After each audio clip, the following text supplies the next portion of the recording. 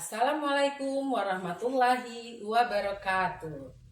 Hai, berjumpa lagi dengan saya Rutniwati dari SMA Negeri 1 Kabupaten Lebong, atau biasa kalian sapa dengan Ibu Mimi. Apa kabar kalian semua? Alhamdulillah, semoga kalian selalu sehat dan bahagia. Pada video kita kali ini, Ibu akan membahas tentang peristiwa osmosis pada mata pelajaran biologi kelas 11 tingkat SMA. Nah, sebelum kita mulai pembelajaran kita hari ini, kita awali dengan berdoa. Berdoa dimulai. Selesai. Pada pertemuan sebelumnya, kita telah membahas tentang difusi. Ayo, ada yang masih ingat apa itu difusi? Iya, benar. Difusi adalah proses perpindahan atau pergerakan partikel zat secara acak dari konsentrasi yang tinggi ke konsentrasi yang rendah. Nah, difusi ini merupakan salah satu contoh dari transport membran secara pasif. Dalam kehidupan sehari-hari, proses difusi dapat kita lihat dari peristiwa berikut ini.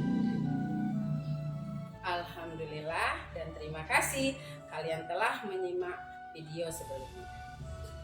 Oh iya, Ibu mau tanya, apakah kalian pernah makan acar timun? Manisan buah-buahan? Ibu yakin kalian semua pasti pernah merasakan. Lalu, bagaimana tekstur timun dan buah tersebut? Iya, teksturnya menjadi lembut dan lentur.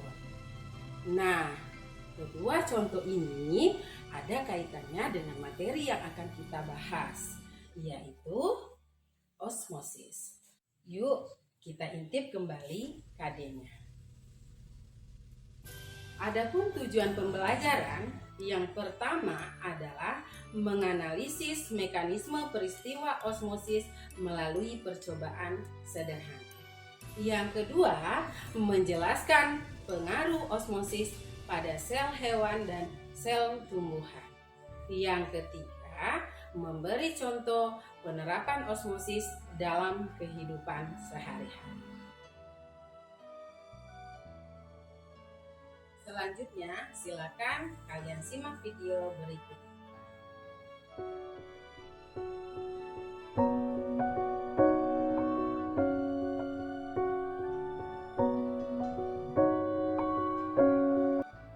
Dari pengamatan video tersebut, kita dapat melihat jika tanaman yang layu disiram dengan air, maka tanaman tersebut akan kembali tampak segar. Mengapa demikian?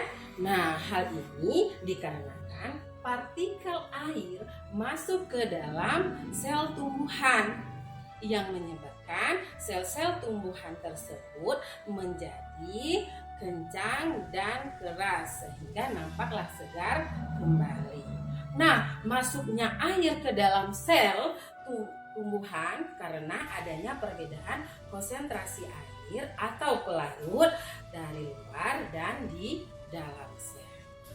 Untuk lebih memahami bagaimana proses osmosis terjadi, kalian dapat melakukan percobaan sederhana seperti yang terlihat pada video berikut.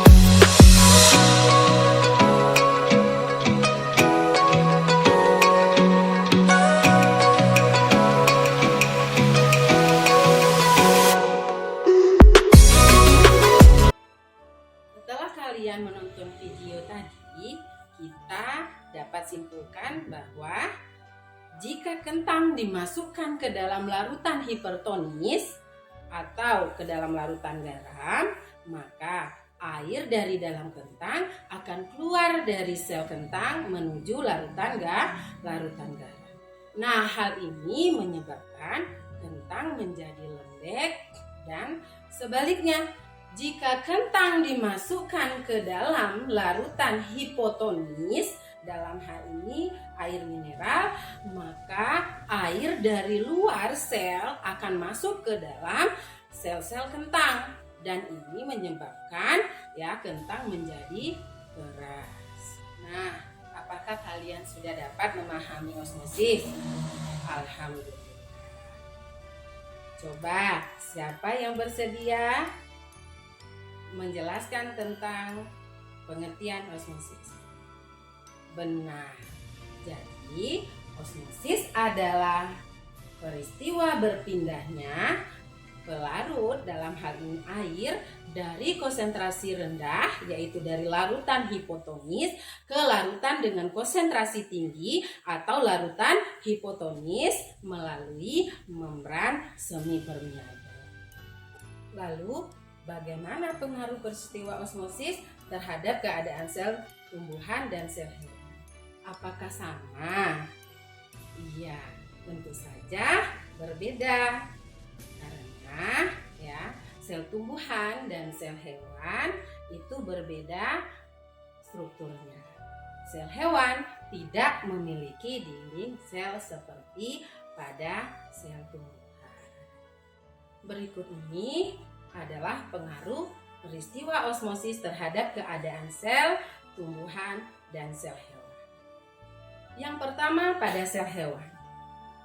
Jika sel hewan atau dalam hal ini adalah sel darah merah dimasukkan ke dalam larutan hipertonik, maka sel akan mengkerut karena sel akan kehilangan air.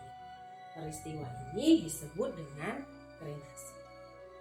Dan sebaliknya, jika sel darah merah dimasukkan ke dalam larutan hipotonik, maka air akan masuk ke dalam sel secara terus-menerus, sehingga mengakibatkan sel menggembung dan akhirnya pecah.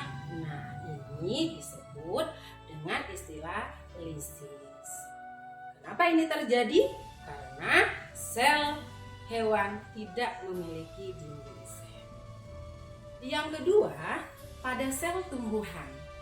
Jika sel tumbuhan dimasukkan ke dalam larutan hipertonik, maka air akan keluar dari sel yang mengakibatkan membran sel akan terlepas dari dinding sel atau menjauhi dinding sel.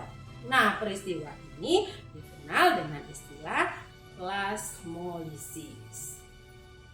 Sebaliknya, jika sel tumbuhan dimasukkan ke dalam larutan hipotonik, maka air akan masuk ke dalam sel menyebabkan sel mengembang, tetapi tidak sampai pecah atau hancur karena sel tumbuhan memiliki dinding sel yang kuat.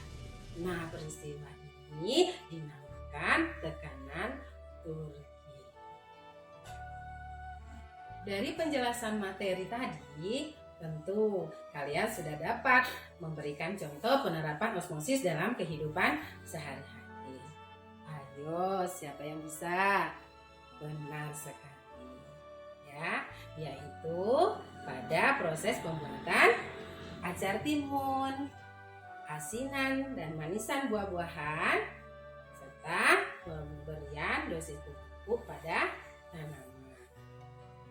Jika tanaman terlalu banyak diberi pupuk, maka tanaman bisa menjadi layu dan akhirnya akan mati karena kekeringan. Karena air akan keluar dari tumbuhan tersebut menuju ke larutan. Demikianlah pembahasan kita tentang osmosis. Sebelum Ibu tutup, marilah kita sama-sama berdoa. Selesai. Baiklah, kita juga jangan lupa mengucapkan Alhamdulillahirobbil alamin. Semoga ilmu yang kita peroleh bermanfaat. Ibu akhiri, wabillahi taufik wal hidayah. Wassalamualaikum warahmatullahi wabarakatuh. Sampai jumpa di video selanjutnya tentang transport aktif. Jangan lupa tetap optimis dan semangat. Bye-bye. Bagimu negeri